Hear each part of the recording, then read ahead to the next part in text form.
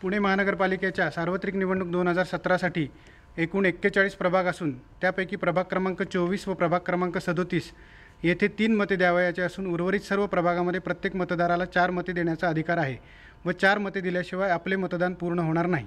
आपण मतदान कक्षात गेल्यानंतर आपणास आपले प्रभागातील एकूण उमेदवारांच्या संख्येनुसार 4 मतपत्रिका लावलेली 2, 3 अथवा 4 मतदान यंत्रे दिसतील। प्रत्येक मतदान यंत्रावर 4 रंगाच्या 4 मतपत्रिका दिसतील। त्यावर मतदान कसे करायचे हे आता आपण पाहू। आता ज्या ठिकाणी उमेदवार कमी असतील त्या ठिकाणी 2च बॅलेट युनिट आपल्याला दिसतील। तर त्याची रचना आपण पाहू। पहिल्यांदा आपल्याला अ जागेची पांढरी मतपत्रिका दिसेल, त्याच्यानंतर ब जागेची गुलाबी मतपत्रिका दिसेल, त्याच्यानंतर क जागेची पिवळी मतपत्रिका दिसेल, ती पहिल्या बॅलेट युनिटवर सुरू होऊन दुसऱ्या बॅलेट युनिटला पूर्ण झालेली आहे।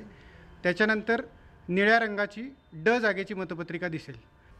उमेदवारांची संख्या जर जास्त असेल तर कदाचित त्या ठिकाणी 3 बॅलेट युनिट असतील। अ जागेची मतपत्रिका पांढऱ्या रंगाची जी पहिल्या बॅलेट युनिटवर दिसते आपल्याला, त्याच्यानंतर ब जागेची मतपत्रिका गुलाबी रंगाची ती दुसऱ्या बॅलेट युनिटवर दिसते, त्याच्यानंतर क जागेची मतपत्रिका पिवळ्या रंगाची जी दुसऱ्या बॅलेटवर युनिटवर सुरू होऊन तिसऱ्या बॅलेट युनिटवर संपली आहे, आणि चौथ्या जागेची मतपत्रिका निळ्या रंगाची जी तिसऱ्या बॅलेट युनिटवर पूर्ण संपलेली आहे। त्यापेक्षा जास्त उमेदवारांची संख्या असल्यास आपल्याला एकूण 4 बॅलेट युनिट घ्यावे लागतील। पहिल्या पांढऱ्या रंगाची मतपत्रिका पहिल्या बॅलेट युनिटवर असेल, त्यानंतर एक बटन बंद असेल व दुसरी गुलाबी मतपत्रिका ब जागेची सुरू होईल, ती दुसऱ्या बॅलेट युनिटवर संपेल, त्यानंतर एक पांढरं बटन बंद असेल, त्याच्यानंतर तिसरी पिवळ्या रंगाची मतपत्रिका सुरू होईल, ती तिसऱ्या बॅलेट युनिटवर संपेल, त्यानंतर एक पांढऱ्या रंगाचं बटन बंद असेल, त्यानंतर चौथी निळ्या रंगाची मतपत्रिका सुरू होईल, ती चौथ्या बॅलेट युनिटवर संपेल। अशा रीतीने रचना असेल। आता आपण 4 मतदान यंत्रांच्या रचनेमध्ये मतदान कसं करायचं ते पाहू। आपण मतदान कक्षात गेल्यानंतर आपल्याला 4 मतदान यंत्र दिसतील।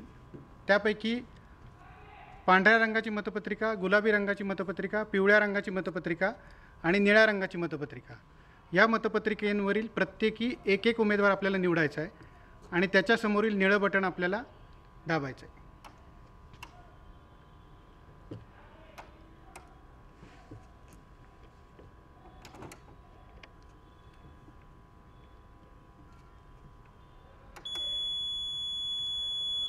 ही 4ही बटणं दाबल्यानंतर आपलं मतदान पूर्ण होणार आहे।